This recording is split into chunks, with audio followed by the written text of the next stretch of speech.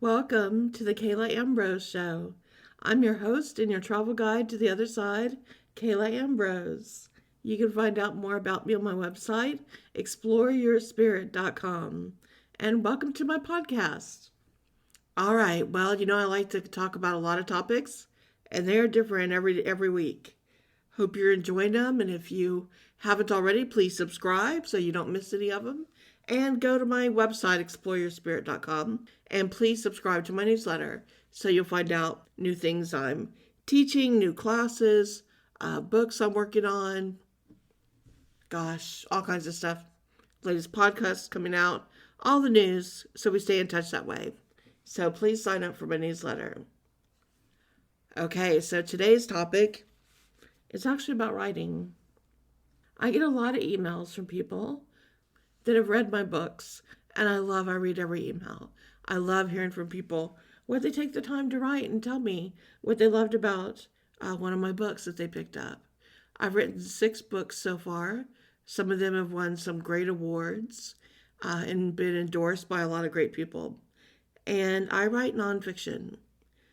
Some of you may know me through my Awaken series, Awaken Aura, Awaken Psychic, Awaken Dreamer. Some of you know me through my Mystery School book, 9 Life-Altering Lessons, Secrets of the Mystery Schools Unveiled. And then others know me through my Paranormal Journey books, which are Ghost Hunting North Carolina and Spirits of New Orleans. So whichever way you found me, welcome, and I hope you'll try some of the other books. So with all the emails I get about my books, I get a lot of comments, and sometimes people will comment on articles that I've written as well. I used to write for the Huffington Post. I used to write for the Examiner and a lot of different magazines, blogs. And I still have my own blog as well. So a lot of people will say, Kayla, I want to be a writer. Can you give me some advice? Can you help me to become a writer? And so I've always said, okay, the next time I get one of these emails, I'm going to do a podcast with some writing tips. And this week I got an email, so here we are. So, writing advice, that is hard to give because each writer will tell you something different, and what works for each writer is different. First thing I'm going to say is, usually no matter where you read this advice or hear about it, you're going to hear an advice that says, write what you know. But I'm going to take that a step further. I'm going to say, write what you love. Because the things that you love, you're so passionate about that you'll spend days, weeks, months researching, exploring, and discovering all there is to know and understand. Whether it's a place that you're excited about, something that you love, an interest, a hobby, a person, place, or thing. Whatever it is that you love about it, let that passion be your guide. Let your curiosity, your passion, your desire to know something about this topic so deeply that you can't help but explore and write about it. You would do this even if you weren't writing. You just have to know you love this topic so much. You want to be it, do it, live it, see it, examine it. You're just so passionate. For me, I've always had a deep love and a curiosity about the supernatural, the mystical, the magical, the paranormal, the mysterious unknown, and the spiritual teachings. So throughout my life, I have taken that deep love and that passion, and I've spent my life exploring and getting to know the mystical and myself through this journey on a deeper level by having done so.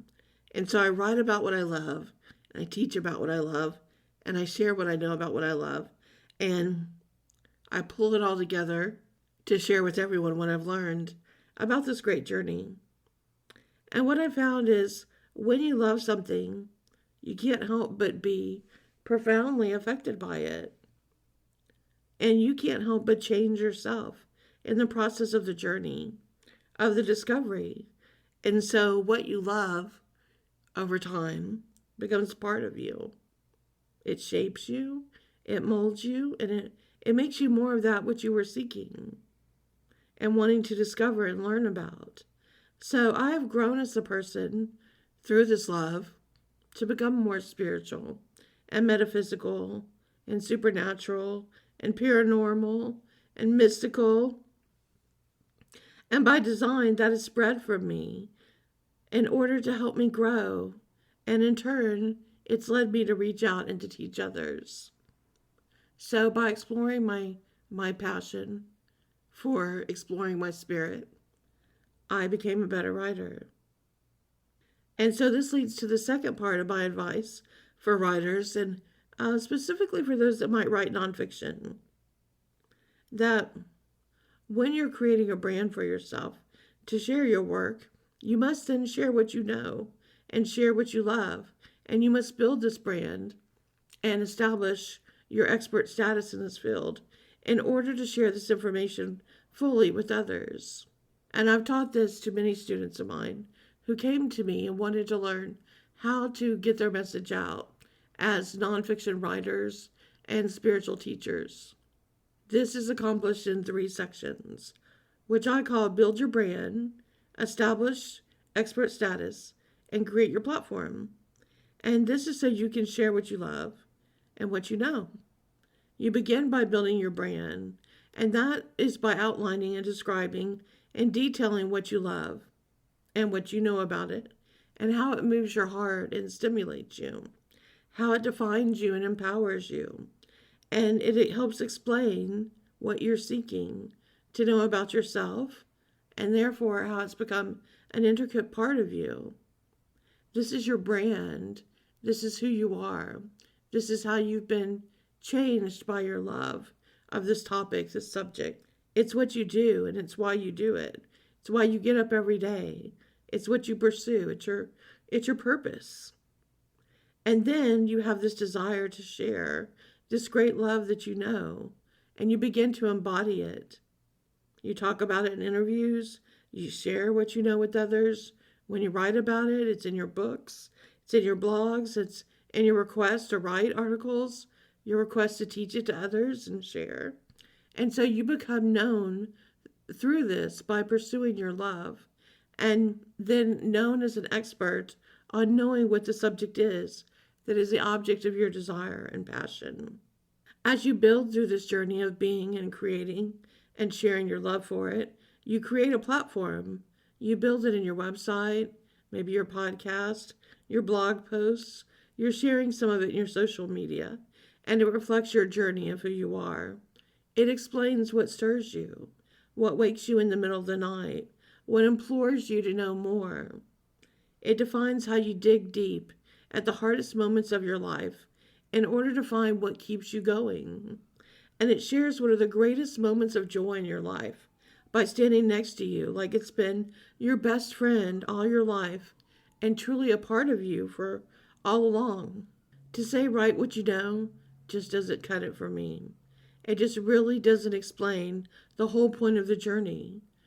Truly write what you know is to write what you are and what you are becoming and what truly is your passion, your desire, and your willingness to take the journey, to go so far down the rabbit hole, to go so deep with it that you seek and then become the thing that you were originally seeking. Once you've been able to write this and to express it and to put it down on paper, the journey only peels back another layer as you find that it releases something within you. It frees something inside and it opens you up. It's a new part of a journey. It's like the layers of the onion. You peel back another layer only to find out there's more to go, new things to discover about yourself and about what you thought you knew. And you find that the more you know, the less you know. And so there lies a new, humble beginning once again. And so now your writing deepens like a 25-year-old bourbon that has aged so well. And now you're at your work and you're writing. You're called to read it carefully once again and to continue to explore and go deeper and become even more open. Your open mind expands to a level that you didn't even know or knew existed before. Now you know what you know, yet you are humble enough to know what you don't, and you are willing to learn more. You've begun this journey of evolution. So as you've done these things, and you've built your brand, and you've created your expert status by your studies in the field of what you're interested in, and you've created your platform online and however you're sharing this information, now it's time to put it in writing and to write the book. And so how do you tell that story? How do you create that information? Nonfiction is based on a lot of research. You need to prove your points. You need to be able to explain to the reader how you know these things, how you got to these conclusions, and pull it together. What does it all mean? And on top of that, unless you're writing an archaic textbook, it better be interesting.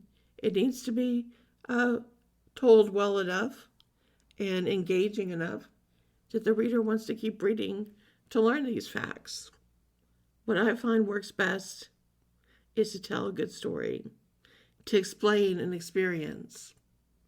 When I write in my Spirits of New Orleans book and Ghost Hunting North Carolina, and I researched those sites, I wrote about what I felt and saw there. If I ran into anything paranormal at the site, and I shared stories of that. When I wrote about my aura book, I shared stories of seeing the auras of others and what happened when I did, and how I saw them in my childhood and forward, moving on. Each book, it helps if you can really share some personal experiences. People want to know what interested you in the subject, what got you there, and what is the most interesting or weirdest or intriguing thing that ever happened to you. And also, they want to know your opinion. Now, nonfiction is supposed to be factual, so you're going to need to stick to the facts.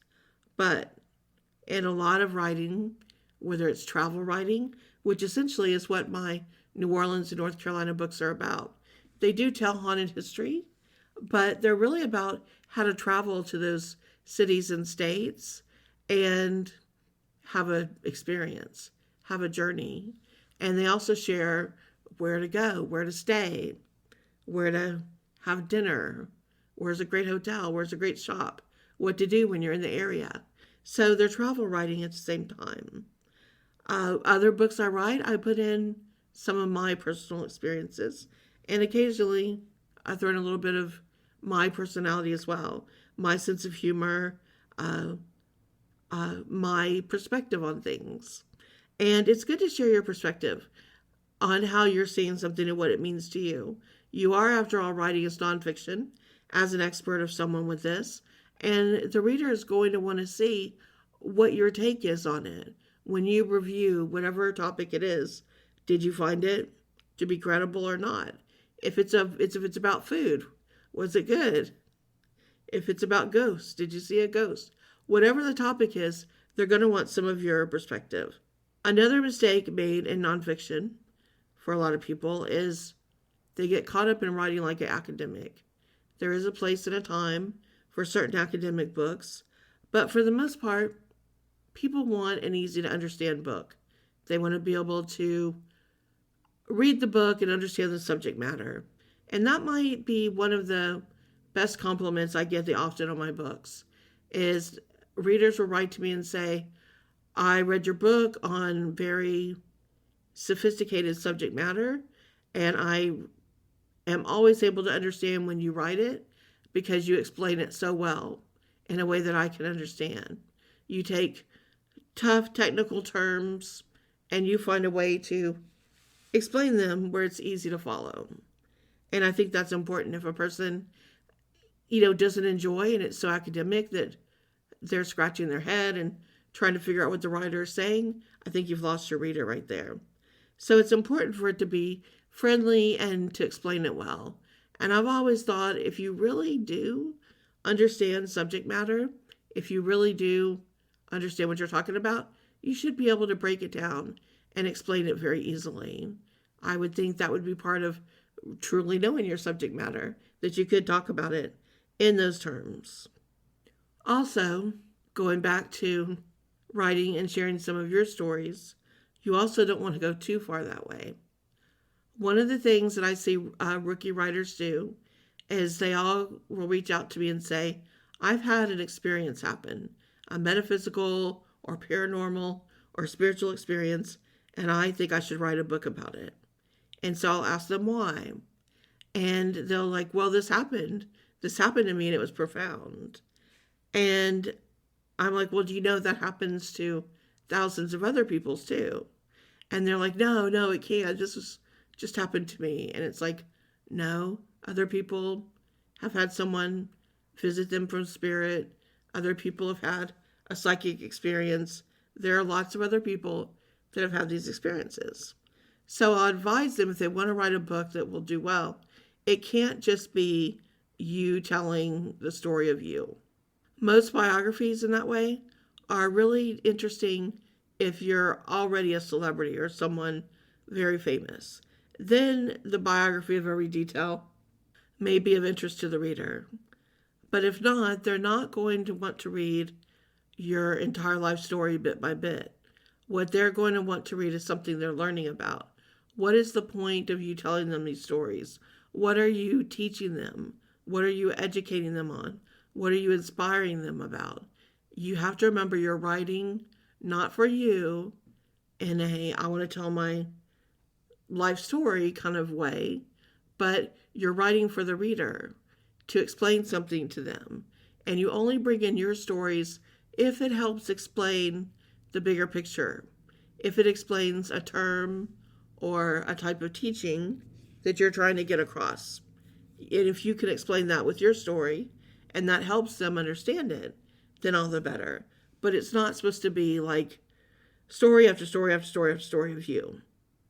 You have to remember who you're writing for. You're not writing for you. You're writing for your readers, and that's important. You first must identify who are your readers. You need to be able to picture them in your mind. How many are male? How many are female? How many are at a certain age range? What are their interests? What would lead them to read your book? If you're saying everybody of all ages and of all lifestyles, you're wrong. Ask any editor, ask any publisher, ask anyone who teaches about writing. There's nothing that appeals to everyone. This is not just in writing a book. This is in any business you want to build. Your ideal clientele is of a certain nature. For example, let's say I ask you what you want to do for a living, and you tell me you want to create a clothing store and sell clothes. Well, the first thing I'm going to ask you is, who is your customer? And if you say everybody, you're wrong. Your clothing store is going to have to be more defined in order to find a customer. So the first question would be, is it a luxury clothing store or is it a discount clothing store? That's a different clientele. Someone that's looking for a bargain versus someone that's looking for the best, well-made luxury item available in the world. Those are two different customers. Are you selling clothing for all ages or not? That's a different type of customer. Are you selling clothing in all sizes or a specific customer? Are you selling for a certain age group? What you sell for juniors that are age 18 and what you sell for people going into their retirement age are two different types of clothing. So the more you find your group, your customer, your niche, the more you find your genre. And it's good to fine-tune find your genre to find your people that are going to appreciate your books and want to read more. Another thing I get told often in my writing is people say they hear my voice. They say, I hear your voice in your books like I'm walking with you and you're talking to me and telling me the story. And I love that. I love that people hear my voice and feel like I'm a friend walking with them and telling them the story while they're reading. So when you can do that, it's really powerful. It connects you as the writer and the reader, and you go on the journey together. So if you can find a way to really put your voice into the writing, people will connect with you and they'll know what to expect. Out of every book you write, even if it's about a different subject, they're going to know what to expect because they know your voice and they know kind of your point of view. They know if you're going to be taking them on a journey or whether you're just going to be reporting the facts at the beginning or reciting information or whether you're going to weave in a story about yourself. It's going to become very apparent to them once they get to know your voice. Another tip that I've always found helpful is I get ideas out of the blue, all types of day and night. And sometimes it's in a conversation. Sometimes I'm thinking about something completely different and this idea just pops in my head. I could be doing a million different things. So what I've learned is to always keep my phone on me and I have notes on my phone.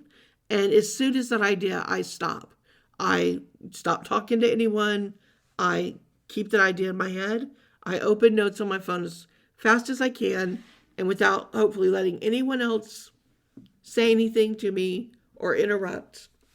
I go right into my notes and type as fast as I can. Because a lot of those ideas are so good, but they disappear in seconds. And if I don't catch them right then, they're really gone and I can't bring them back. So I have learned to grab my phone and type as fast as I can. I've even woken up at times and done that, where I've had a dream or just wake up in the middle of the night with this thought. So it's really good to do that, even if you're not a writer, just if you're looking for creative ideas for whatever it is you're doing. Other tips that I'd like to share. If it's something that interests you, there's someone else out there that's interested in it too. So write the book that you want to write. Second, always try to find the same time of day to write and to give yourself that time. Treat it like any other job and try your best not to let anything interfere with it. And of course, some days that's going to happen. But if it does, you make a promise to yourself that even if it's later that day or first thing the next morning, you're right back at it, you pick right back up. It's very, very important. For me, I write what inspires me, write what strikes in my thoughts. So I write as fast as I can. When an idea hits me, I will sit down at the computer and try to speak to no one, not get interrupted, and write as fast as I can possibly type. Because the idea is just in my head and it's pouring out.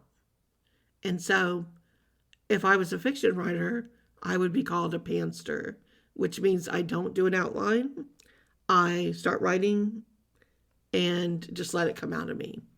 And this is usually where I get the ideas for my books. Then later, as the book's starting to take form, then I get a little more organized and I'll go back in and I'll start looking at my how my chapters are flowing and start making my table of contents and seeing the book actually take form and putting those chapters in order and the way that I think they're going to flow the best. But in the beginning, I don't edit. I just write and write and get out as much as I can. That's always worked the best for me. When I go back over it the second time, I then look to say, did I pull out what I really wanted to say in each chapter? Meaning, I have a strong opinion about most things I write about, and did I make sure to explain that opinion in that chapter? If I believe that the color red in the aura means something very specific, I go back and read that chapter to make sure that I really brought that point across and gave you lots of reasons why that I think that is the way it is. Also, you've heard about the dreaded writer's block, and everyone's got a different definition of it. If you're in a low place and something else is going on in your life, you could get blocked. And it's not just writer's block, really. If you're dealing with grief or depression or some kind of problems, you're probably blocked with everything in your life. Anything creative and much of anything else either. That's just a fact. When you're going through some tough stuff, it's hard to do anything. If you had a different job, it'd be just as hard to get up and go to work if you're in that space. So I understand feeling blocked, and I think we've all been there where we felt blocked, didn't want to do anything. It was all we could do just to get up, do what we had to do, and then go back to bed. We've all been there. But writer's block to me is a little different. And the best cure for, if you're calling it writer's block, and it's not because something else is going on, something really tragic in your life has happened, and you just can't deal with a lot of things, at that moment. That's different. But if it's just, I'm fine, but I just can't seem to find the inspiration to write, that's different. And some people call that writer's block, and I disagree. That is just a part of you, your inspiration, that's not being set on fire at the moment. So what I suggest you do in those moments is you write the very thing you don't want to do. Even if you just start typing like, hi, this is me. I don't feel like writing today, but I'm going to write. I'm here. I'm still writing. I'm writing. I bet I could write 200 words. Could I write 200 words about what it's like to write about not writing? Yeah, I probably could. Let's write that. And that puts you back in that mindset. And then you might start laughing at yourself like, hey, I'm at 250 words now about how it's writing that's not writing, and yet I'm still writing. And you start to laugh at yourself. And then if you do that, it kind of sparks that part of your brain and gets you back into writing. And then you find you'll switch and you're like, oh, I remember that thing I learned when I was typing, like the quick brown dog jumps over the lazy fox, or I don't remember how that goes, but it was a thing I remember when I first learned to type, that they taught you a sentence that I think uses all the letters or something. And so, you start thinking of that. And then your mind goes to something else. And all of a sudden you have an idea. And the next thing you know, you're writing. And the next thing you know, you can't stop writing because you've got an idea. So that's just giving your brain a little jump start. And that's different than being blocked when something really traumatic has happened to you. So make sure you don't use writer's block as a real excuse when it's not. The thing I tell writers after they've written a book is this is when you have to get tough. When you turn it over to your editor, you need to let them tear it up. And they're going to tell you like, there's really no need for this chapter. There's really no need for these 20 pages. And you're like, my baby, what? No, you really need to listen. Good editors are out there to help you. They're seeing it from a different perspective, and you need to trust your editor. You need to trust that everyone there, if you go the route I did, which was traditional publishing, you need to trust that your editor and your art department and everyone in the publishing industry is there trying to help you have the best look and feel and title and book that you can possibly have. Another thing I like to do is I challenge myself to learn something new every year. And it's not always about writing. Several years ago, I decided to become an interior decorator. And I had done traditional feng shui for years and loved decorating, and I decided to get certified in it. And I'm an intuitive interior decorator. I do this for clients on the side as well, because to me, it all comes back to exploring your spirit, whether I'm writing about it, teaching about it, coaching about it, offering private consultations, doing the podcast, or even helping you remake your home. It's all the same thing, getting in touch with you and who you are and what gives you the most personal, enlightening, inspirational experience. And your home is your temple. The colors you use in your home affect you and your aura and your energy.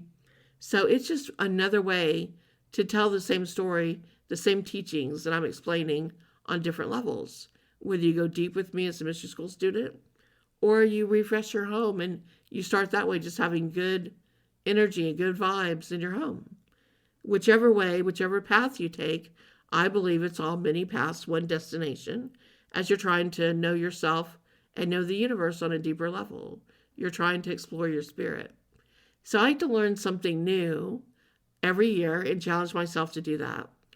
Last year, for me, it was becoming a certified grief educator so that I could teach people and help them in grief. That was important for me because of grief I've gone through in this lifetime and to help others.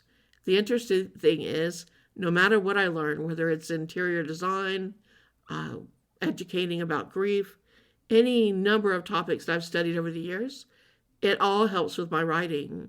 It all makes me a better writer. So being open to learn, be curious all the time, be a people watcher, a study of humanity and what makes people tick, and read books, lots and lots of books, to give you ideas about what you want to write and what your style is like and how you would like to write and why do you admire this book over that one? What did that book do? How did it touch you and make you feel that made you wanted to write as well? Why did you not want to stop reading the book because it was so good?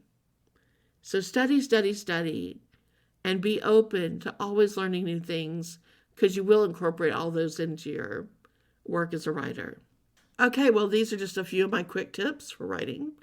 And whether you're ready to start writing nonfiction books or you just want to write for yourself, I hope these tips help you to give you some ideas of how to be a better writer and to put that into whatever you're writing, whether it's marketing material for the work you do, articles that you write for your business, or whether you want to become a full-time writer yourself. There's a lot more I could say, but it's only so much time in these podcasts. So here we go, closing up another one, wishing you all the best and very, very happy writing.